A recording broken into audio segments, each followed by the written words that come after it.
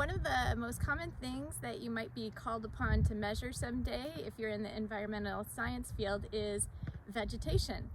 And when we measure vegetation, some of the variables that we can talk about are the frequency, the density, and the percent cover. So when you are calculating those things, the two things that you actually measure out in the field are the percent cover and the count of the individuals. And I'll show you in a separate video how to calculate the frequency and the percent cover and the density from these variables.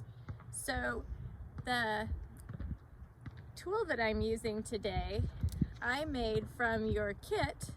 I taped together some flags, and I tried to I rolled up the flags and kind of taped it so the outside was going so that I have a square here. So I ended up with a pretty decent square, and we can measure when we do these. Oh, where'd I put the measurement? We'll measure it at the end. But we can measure and we can find out what the area is for this square. Oh, so I was afraid that was going to happen. So we'll put this down pretty quickly. So not a super sturdy square. When we do this in class, we use PVC pipes that are connected together, and that's a nice sturdy quadrant frame that we can toss about anywhere, and it doesn't break, it doesn't change size or anything like that. Other things that people use sometimes are like hula hoops. If you're in a pinch, you could use a hula hoop and do a circular plot, although I think there's some research that says that the ideal plots are ones that are squares. All right, so the first thing that you would do if you were really doing this is you would figure out where your area was that you wanted to sample, and you would find random locations within that area. And at each of your random locations that you were sampling, you would place your quadrant frame. So let's say that we had a flag that was right about here. So I said, and maybe our rule was that we were going to put the quadrant frame around the middle of the flag, or maybe you'd say you put it the one corner at the flag. Whatever your rule is, you just make up a rule so that you're doing this randomly. And I've got this nice quadrant here, and of course I didn't pick this randomly. I wanted the one with the dandelion, so I cheated, but that's because this is just for video. All right, so first thing I'm going to do is I'm going to estimate the percent cover, and we're going to do it for each of the different species. So if we can really zoom in on the species, that would be good. And then I'll also show, this is kind of a thing that you can use to estimate, to help you figure out what the percent cover is. And there's on the back, they have it with square plots. And so there's little estimates of what you think the percent cover is.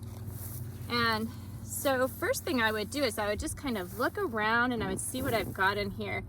And I've got even more than I thought. I knew that I had a dandelion. So we've got a dandelion some here. Here's our dandelion leaves right around in here.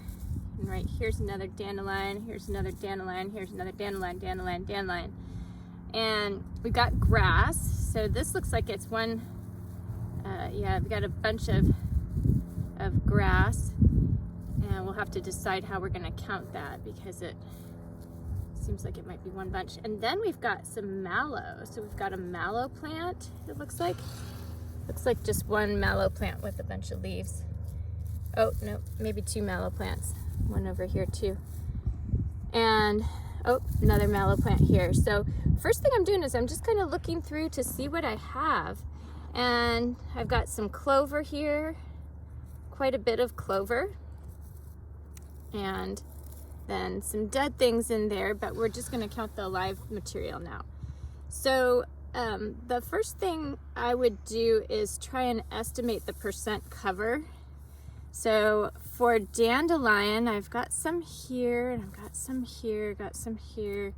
It's kind of spaced sporadically around through about a third of it. So the cover's probably more like,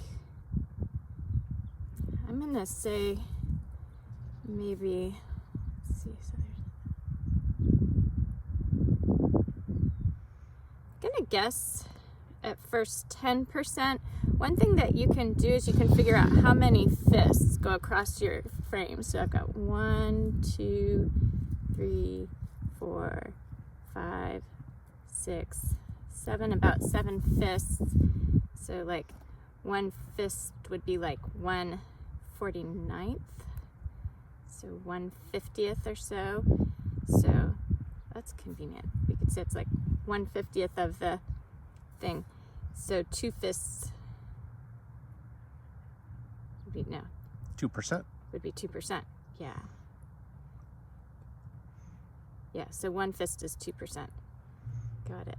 So yeah, so we could kind of look at how many fists we have. So we got about 1 fist, 2, 3, 4, about 5, yeah. I'm gonna say 5%, or 5 fists, so that would be 10%. So I'm gonna keep going with my 10% for the dandelion.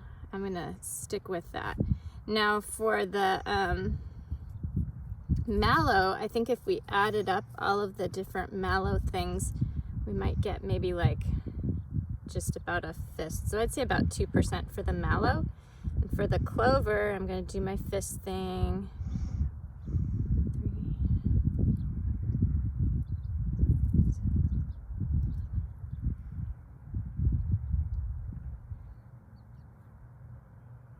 I'd say about 8 fists, about 16%.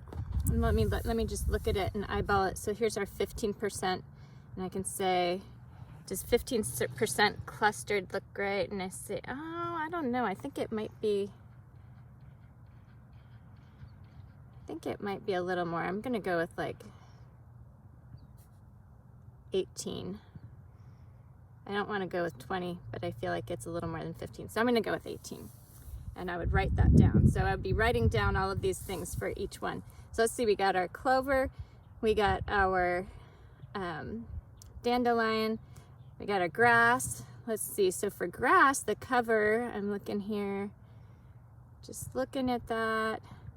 It's not quite a quarter, but I'd say about 20% maybe for grass. We've got some over here too, and over here. Yeah, I'm gonna go with 20% for grass. And then, let's see, I did mallow, and I did clover, and I did dandelion and grass. So I think that's it. So that's it for the percent cover estimation. And it is a little bit, I'm not an expert at the percent cover, but people who are really good at this, they get very good at just being able to eyeball, and they train their eye. And so it turns out that if you have like 2 people doing it, you can get pretty good agreement between the 2 people, and it's actually not as subjective as it seems at first. All right, so after we do the percent cover, we have to count the things.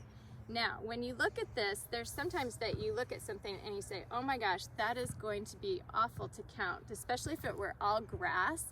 And I have a story about a friend of mine who went out and sampled with a new person, and they went out and they had all these little plants around there, and the new person said, do I have to count all these? And she's like, yeah, we have to count them. And then the person started crying when she thought that she had to count all of these. And so my friend said, no, you don't have to count every single one. You do an estimate. So you can count one patch, and then you can estimate how many patches there were and multiply. So that's what we'll do for these clovers. So you can see we could try counting them. There's not that many, but yeah, so you can count the clover plants. Actually, we probably could count them because we can go down and get at their roots. So I've got 1 here, 2, 3,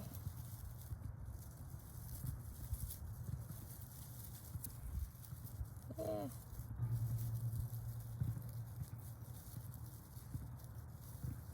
4, 5.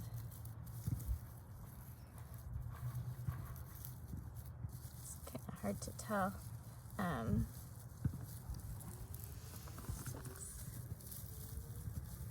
7, 8. So I'm gonna do the patch thing. So like here's a good patch. So here's 1 plant, 2 plants, 3 plants, 4. So 4 plants is about like that. So about a fist is about 4 plants, and I think we had 1,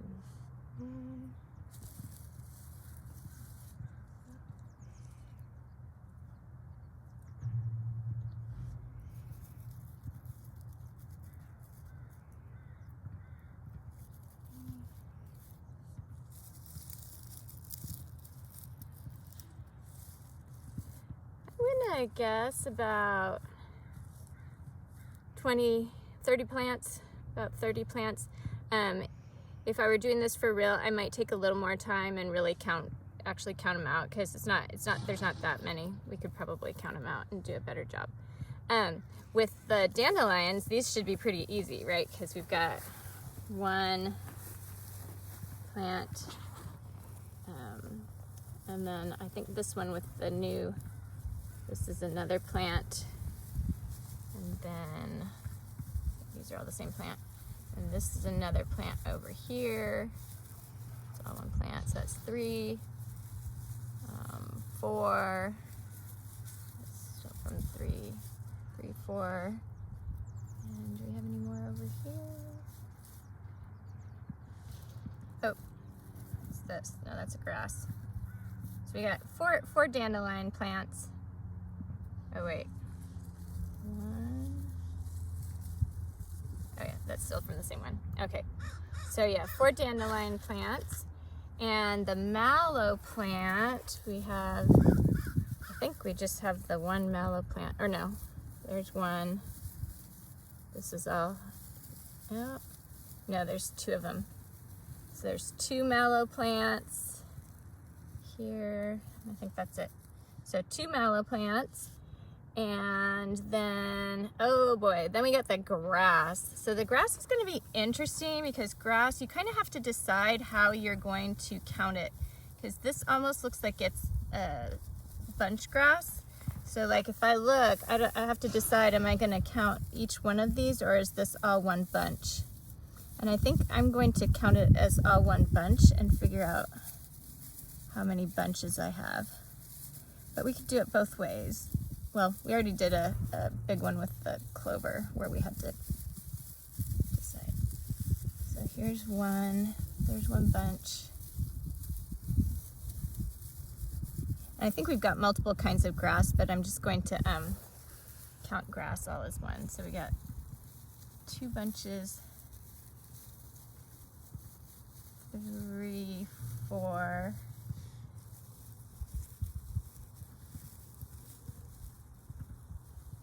5, 6, 7, 8,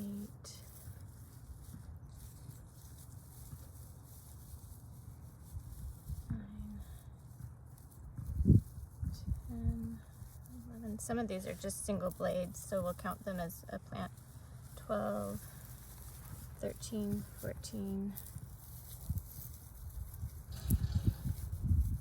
15, that was still on that one, 16, 17, 18, 19, 20, okay, and these are off in that one. So there were 20 of those, and then, oh, here's another one, 21, 22, 23,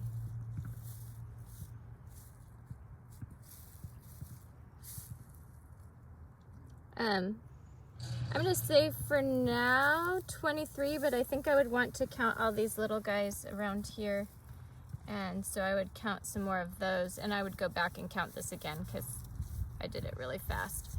But let's just pretend there were 23, and yeah, the grass can be a little more difficult to count, and especially if you want to, you might want to divide the species of grass when we do it in class, because you're not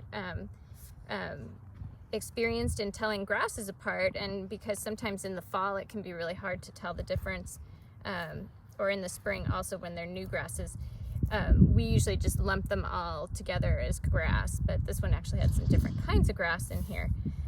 So yeah, grasses can be a challenge, and so you have to get good at identifying your grasses and good at determining what an individual is for the grass. All right, so that is our vegetation sampling, an example of doing it with the small ground vegetation. We've also done this with trees.